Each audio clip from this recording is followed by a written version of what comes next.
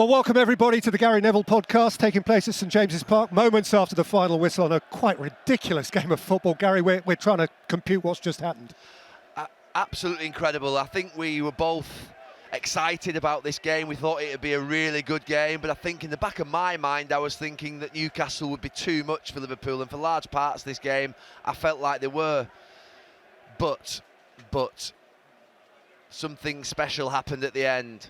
Newcastle in that sort of left channel just got caught a couple of times, but you've got to hand it to Jurgen Klopp. He's a special manager, and I had this feeling on the way up today. He thought, we know that Newcastle are on the way up, and you just wonder whether Liverpool are going to stay on the up or whether they're actually going to cross past these two teams over this next 12 months. We know last season they did, but was that going to be the pattern this season? The feeling here was today that it would be. We're only 3 games in, and I still think Newcastle are a very good side. But you can't deny Liverpool and what they've done today. To go down to 10 men, I thought they were done. I honestly thought they were done before half-time. I thought they were going to get beat up. I thought it would get messy. But they hung in there, and they've had such a special end to that game. It will be a very, very happy journey back up north. And I was already navigating before the game how I would get back. You know, I've already filled my tank up, and so I'm thinking I don't have to stop at the services. I'm thinking McDonald's drive-through. I'm not even going to risk that on the way home. I'm going to go hungry because they're going to be in some mood on the way back. I don't think it's going to be that pleasant for me. I think that's probably a good move on your part. Talk to me, though, about kind of crisis management, because that first 20 minutes for Liverpool was looking potentially chaotic. Alexander-Arnold had been booked. He might have been sent off. Then Van Dijk goes. They're a goal down. Yeah. And I guess there's something mental there, is that you've got to pull yourself together and work out a way. Yeah, I said in the first half, and I said it a couple of weeks ago against Chelsea, this Liverpool back five have got probably the back five that's played most together in this league. They're so stable in terms of the actual personnel, yet they still make mistakes and lack concentration and focus. And in that first half, they had that 5 minutes of absolute madness with obviously Trent Alexander-Arnold, who'd had a difficult start to the game with the booking. Obviously, it was.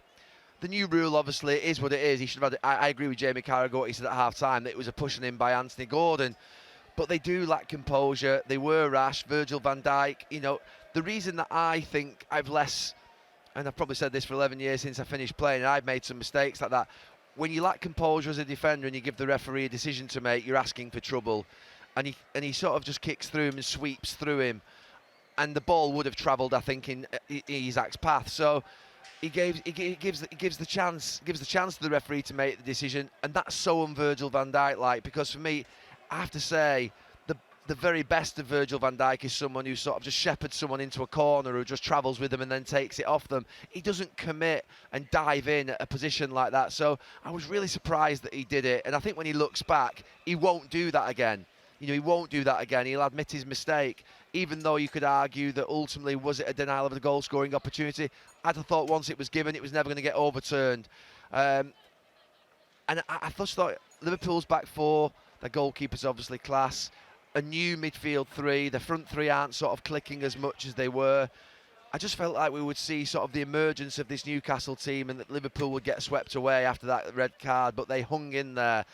Patient, stayed in the game, and then waited, and then he put the 3 up top towards the end, and he caused the problems. And so after all the first 20 minutes of chaos, did Liverpool defend well, or are you mildly disappointed in what Newcastle offered going forwards against 10? You've got to give Liverpool credit for defending better with 10 men. They were more concentrated on their jobs throughout the team, actually, not just the back players, but throughout the team. They were 4-4-1. They were a lot more sturdy in terms and rigid of how they got into that shape, forced obviously through the fact they were down to 10 men, and Newcastle are a good team. But I am disappointed with Newcastle, and I've always known that we've seen this journey many, many times where clubs have had that new investment, and I think they're on a sort of good trajectory under Eddie Howe, and the way in which actually the new owners have come in and managed it, I think has been perfect, because we've seen sometimes new owners come in and splash the cash, and it look a little bit exotic and it look a little bit for show, but it doesn't actually work, and it takes a few years for them to settle down. I think they're actually built a very strong foundation, so I wouldn't say in any way, shape or form they should change that.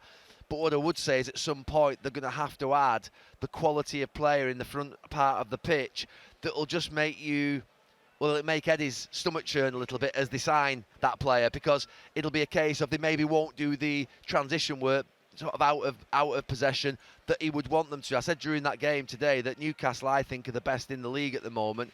From when they give the ball away to win it back, that reaction's sensational, and they're all fighting for each other, and that spirit's really strong. And it will be after today. They'll be so disappointed tonight. But when you sometimes bring in a more talented player, and I had that at United, I had that with England, where certain players of talent, they don't believe that they should have to sort of do the hard yards back that Eddie Howe will want and is getting and demanding from these players. So at that point, you forgive something, but what you get back in return is really high quality and clinical finishing and clinical passes in the final third. And for me, that front three today, and even the ones that came on, they just lacked that ability to be able to kill the game off through quality. And that's the question that will come for Eddie Howe at some point. I think this is a really good squad. I love watching them play today. I think they played a really good game. So there's no suggestion here that, you know, what happened today here is the end of Newcastle. In fact, I think they'll have a great season. But I think there'll come a point whereby he'll find that when they have to break down teams who've got resolute defences, that you need something special. Tonali off the pitch as well, the substitutes that were made, that triple substitution, maybe a little surprising that Tonali goes off, whether he's carrying a little knock, because he was the one that maybe could potentially open. He would have such a great game. I maybe even would have named him man of the match. So yeah, that's the question I would ask of Newcastle, is how they're going to sort of, if you like, add that subtlety and that real devastation in the final third, because Liverpool have still got that with two or three players. Well, haven't they just? And of course, Darwin Nunez, we must give a section of this to him. He comes off the bench, and you were interesting during the game, actually, about his sort of trajectory with Liverpool. He's been the one left out in the early weeks of the season. It's an obvious question, but what's that going to do for him? Because they were two great finishes. They were brilliant finishes, and if ever a player needed it, it was him. We talk about Jackson at Chelsea on Friday night needing a goal for Chelsea, and no doubt he did. But this lad's been signed for huge money, a different level of expectation because of the money that he's been signed for. And me and Jamie Carragher had a conversation on Monday Night Football last season about whether this guy would come good. And we both actually felt that he would. Because of some of the similar things that you see with Jackson, that actually he runs the channels. He's a massive handful. You'd hate to play against him. But he can be a little bit scruffy. And he can snatch at sort of shots in the in and around the box. He just doesn't look like he composes himself. We always say about strikers in the box, the ones that are ice cold, that have the ice running through the veins to be able to sort of look like the game's really slow, even though it's really fast. He doesn't have that. He has that frantic element to him that you almost feel like he's, his mind's really quick, and that's not a good thing for a striker. But today, he set himself, he composed himself. And he had one chance before he scored the two goals that I think was symptomatic of how he's been at Liverpool, when that just little touch in front of him would have enabled him to potentially have that first chance that he had, and his touch brought him back the way. But when he got that chance eventually, and that second chance, that's what you have to do to be a top striker. It sounds really simple for me to say, because I never ever got in those positions in a game of football.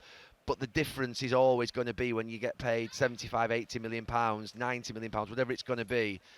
Are you going to score goals in the big moments for your team? That was a huge, huge moment for Liverpool, because if he can come good, I'd rather play against Gakpo. I'd rather play against Jota, and they're both very good players, but I'd rather play against both of them than Darwin Nunez. He would frighten me to death running off my shoulder, the speed of him, the way in which he always moves. But then if he can't finish, you don't have that punch to knock your opponents out. If he adds the punch like he has today, he becomes a really interesting player for Liverpool, because I think ultimately he's going to have to try and get him in Jurgen Klopp at some point. Well, he had the crowning moment at the end of what's been a really good weekend, actually. 3 weekends in, the hard truth for the rest of the league is that only City have played 3-1-3 and they're top already. I'm sure we'll talk about them plenty over the season. Right behind them, West Ham, who had a very good win down at Brighton. How substantial do you think they are? Really good. I mean, to win at Brighton is absolutely fantastic for them. And I think that what they've done, they seem to have used the Rice money well. I love the signing of Ward-Prowse. I think he adds a lot to them. Questions being asked about whether maybe one of the clubs at the top of the league would have maybe taken a chance on Ward-Prowse because of the importance of delivery, set pieces, and obviously his great attitude as well. But obviously last week they rolled their luck a little bit against Chelsea, West Ham, and got that victory. And the confidence that will have given them will be really important. So it's a fantastic victory against Chelsea. Brilliant yesterday at Brighton. And maybe the toughest games out of those three will be the one on Friday night at Luton, where they're going to face a completely different opponent who's going to be fair, old school. David Moyes played against this type of football. He's played in this type of football, obviously, at Preston all those years ago. So I'm really looking forward to Luton v West Ham on Friday night, partly because it's Luton's first game at home in the Premier League, but also the way in which West Ham evolved without Declan Rice. But it was a big victory for them last night, and David Moyes needed a good start to the season. Last season was difficult for him at times, but he had that sensational end where we're all happy for him to win that trophy. Can't let it go without a word on United, obviously. I don't know whether you were more alarmed at being 2-0 down at home to Nottingham Forest or excited by the turnaround. Yeah, well, there was a point yesterday when I was at home and United were 2-0 down and Salford were 2-0 down, and I was like, sort of, if you like, let's flip to the Athletics. And Salford never came back. They tried to come back, got to 2-1. But United, you always feel with United, I think under Erik ten Hag, they're not fluid at all at this stage in the season. In fact, they've been really scruffy in the first couple of weeks. You know, you think about the Wolves game where Wolves were really unlucky not to get a victory. Nottingham Forest will feel hard done to yesterday. And then obviously they get beat at Tottenham.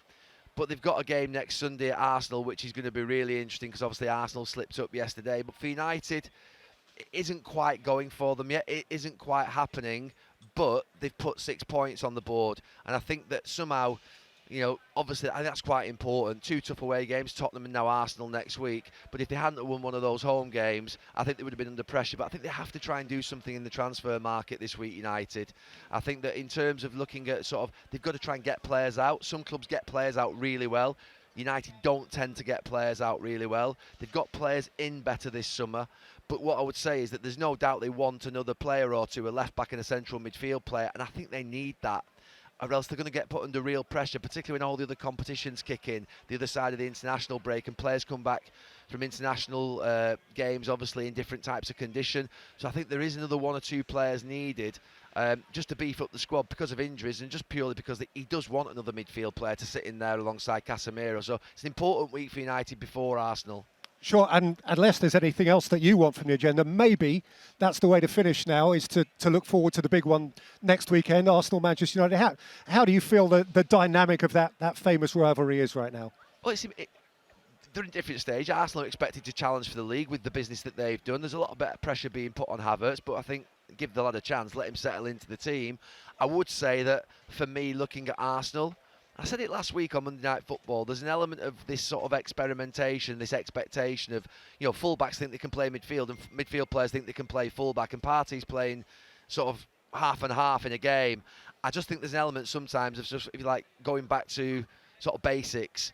And I'd expect next week that Mikel Arteta is going to end that experiment, and that he's going to probably go with a solid back 4 with 4 defenders. He'll maybe move Partey into midfield along with Rice and maybe Ødegaard. Get back to something that sort of, if you like, resembles what a team looks like. Balancing team is really important. Innovation's fantastic. We love seeing new things. However, there's sometimes an idea that maybe started off as a good idea somewhere evolves into something that just, to be fair, doesn't work. And I feel there's a little bit of that with Arsenal. So with Arsenal next week, I would expect them to go back to something that resembles the team that played last season, with obviously the introduction of Declan Rice, and get back to those sort of basics of what they are, which is a 4-3-3 team. And if they're on the ball up the pitch, if Zinchenko's left back, he pops into midfield. And then obviously Ben White right back, or Tomiyasu would sort of tuck round and make that 3. That will work. Manchester United are decent on the counter-attack. It's a big test for United. It's a big test for United because their performances this season so far, all 3 of them, have been below par. And I think if you're below par at the Emirates, you're going to get beaten. So United are going to have to rise, they're going to have to raise the game, but Arsenal, I think, are also going to have to sort themselves out and get back into a shape that I think the players will be more familiar with. Sure, well, that, of course, is the jewel in next weekend's crown, and we're all very much looking forward to that. This weekend has been a crown full of jewels, not least, of course, a remarkable game here today, which Liverpool, with 10 men, snatched 2-1. Thank you, Gary. Look forward to the next one, and look forward to your company then as well. Thanks, Peter.